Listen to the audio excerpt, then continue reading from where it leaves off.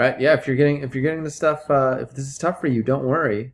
These are hard concepts. We're taking things that you learned in last chapter and we're trying to blend them into things that you just learned. It's not the easiest feat. So my first step always is to label my picture. I know this is a rectangle, so I know that those angles are right. And now I know that, okay, we have a right triangle. I'm looking for the perimeter. So I need to do this plus this plus this plus this. So if I need sides and I only know one side, I should be thinking, unless it's a 30, 60, 90, which this one doesn't happen to be, SOHCAHTOA. Blending it all together. So the next thing I would do is I would say, okay, I need to use trig. I'm going to label my sides. Here's my opposite side. Here's my adjacent side. Here's my hypotenuse.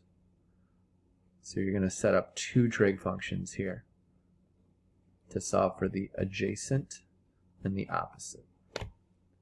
All right, try it again.